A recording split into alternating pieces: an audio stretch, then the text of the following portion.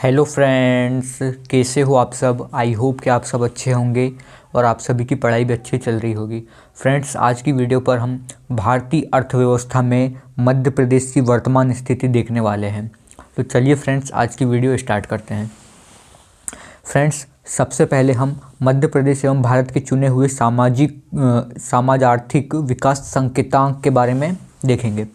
तो सबसे पहला है प्रति व्यक्ति आय। तो प्रति व्यक्ति आय 2024-25 के अनुसार हम देखेंगे, क्योंकि ये बुक जो है अपडेटेड बुक है, 2024-25 की अपडेटेड बुक है, तो उसी के आधार पर हम देखने वाले हैं। तो प्रचलित भावों पर रुपये पर देखेंगे, जो कि मध्य प्रदेश पर कितनी है 1,52,615 और भारत की कितनी है 2,05,579 है। तो 1,52,615 मध्य प्रदेश की है प्रति व्यक्ति आय और 2,05,579 भारत की है।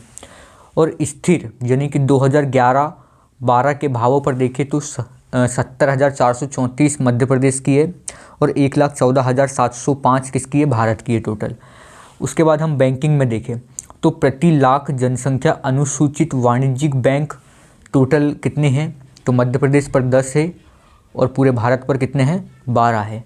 उसके बाद प्रति व्यक्ति जमा राशि, तो रुपये पर देखें तो प्रति व्यक्ति जमा राशि कितनी है 70,281 रुपये है मध्य प्रदेश की, और भारत की 1,40,492 है।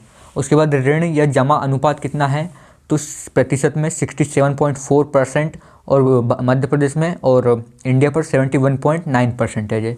उसके बाद जीवनांक के बारे में देखेंगे तो जन्म दर प्रति 1000 व्यक्ति मध्य प्रदेश का कितना है 24.1 है और भारत का 19.5 है। उसके बाद मृत्यु दर प्रति 1000 व्यक्ति पर मृत्यु दर कितनी है 6.5 है और भारत पर 6 है टोटल, यानी कि प्रति 1000 व्यक्ति पर 6.5 व्यक्तियों की मृत्यु मध्य प्रदेश में होती है, जबकि प्रति 1000 व्यक्ति पर भारत पर टोटल 6 व्यक्तियों की मृत्यु होती है। शिशु मृत्यु दर यानी कि शिशु मृत्यु दर कितनी है प्रति 1000 जीवित जन्म दर, यानी कि प्रति 1000 जीवित जन्म दर मध्य प्रदेश की 43 है और भारत की 28 है। उसके बाद जनसंख्या के बारे में देखेंगे तो सबसे पहले है जनसंख्या घनत्व। तो जनसंख्या घनत्व प्रति वर्ग किलोमीटर, यानी कि प्रति 1 किलोमीटर पर कितनी जनसंख्या निवास कर रही है उसे जनसंख्या घनत्व कहेंगे। तो मध्य प्रदेश का जनसंख्या घनत्व 236 है और भारत का 382 है, यानी कि 1 किलोमीटर क्षेत्रफल पर पूरे भारत का देखें तो 382 लोग रहते हैं और मध्य प्रदेश में 236 लोग रहते हैं। पुरुष स्त्री अनुपात देखेंगे तो 931 है, यानी कि लिंग अनुपात देखें तो मध्य प्रदेश का 931 है, बालाघाट का सर्वाधिक है और भारत का लिंग अनुपात 943 है। जनसंख्या वृद्धि दर देखें तो 20.3% 2001 और 2011 के अनुसार बताया गया है कि मध्य प्रदेश की जनसंख्या में कितनी वृद्धि हुई है, तो 20.3%, और ओवरऑल पूरे भारत के देखें तो 17.7% की जनसंख्या वृद्धि हुई है। उसके बाद हम देखते हैं कुल जनसंख्या में ग्रामीण जनसंख्या, तो 72.4% जनसंख्या मध्य प्रदेश की टोटल ग्रामीण क्षेत्रों में रहती है और भारत की 68.9% यानी कि लगभग 70% जनसंख्या कहाँ पर रहती है, तो ग्रामीण यानी कि गाँवों पर निवास करती है। उसके बाद कुल जनसंख्या में कुल कार्यशील जनसंख्या मुख्य प्लस सीमांत कार्यशील, तो 43.5 मध्य प्रदेश पर रहती है प्रतिशत और 39.8% भारत पर रहती है।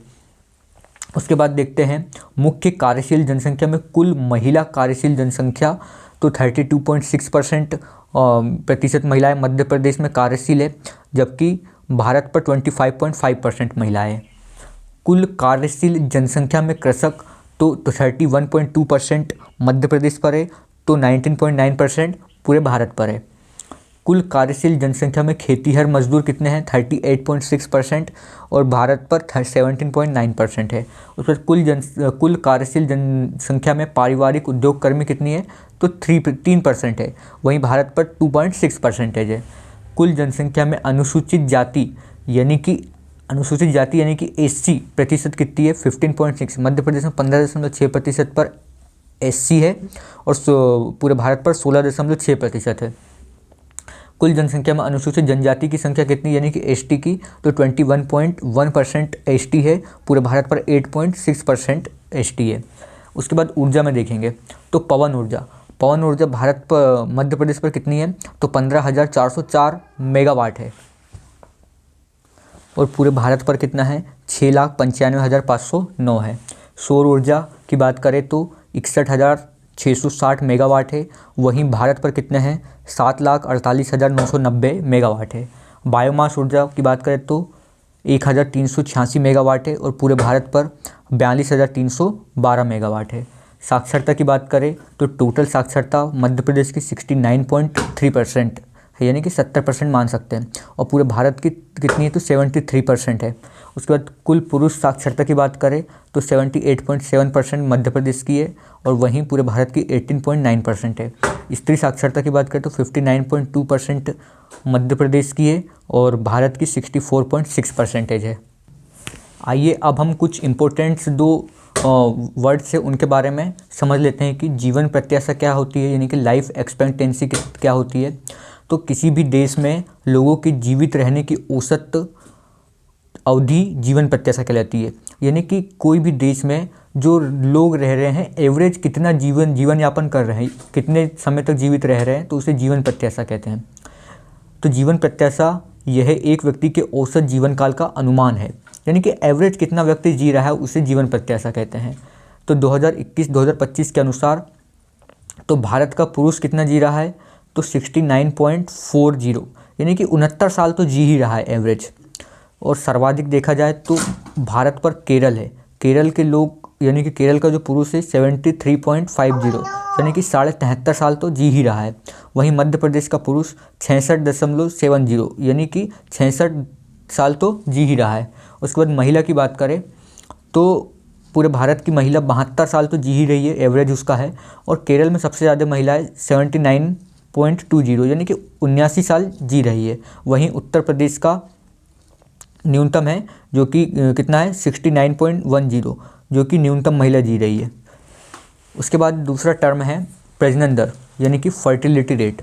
क्या है, फर्टिलिटी रेट, यानी कि स्त्रियों के एक विशेष वर्ग द्वारा उनकी प्रजनन की आयु की अवधि में पैदा किए गए बच्चों की औसत संख्या के बराबर होती है। यानी कि सिंपल वर्ड्स में बात करें तो जो बच्चे पैदा करने की जो उम्र होती है, जो कि आमतौर पर 15 से 49 साल मानी जाती है, यानी कि बच्चा पैदा करने की जो उम्र में 1000 स्त्रियों के पीछे जीवित जन्मे बच्चों की संख्या, यानी कि 1000 स्त्रियों में जीवित जन्मे बच्चों की संख्या को प्रजनन दर कहा जाता है। तो stage of ground water development 2022 के अनुसार मध्य प्रदेश की फर्टिलिटी रेट कितनी है, तो 59.10% है। और ओवरऑल पूरे भारत की देखें तो 16.08, यानी कि 60.8% फर्टिलिटी रेट है। सो फ्रेंड्स, ये रही मध्य प्रदेश की, मतलब भारतीय अर्थव्यवस्था में मध्य प्रदेश की वर्तमान स्थिति क्या है। फ्रेंड्स, मिलते हैं नेक्स्ट वीडियो में, तब तक के लिए धन्यवाद।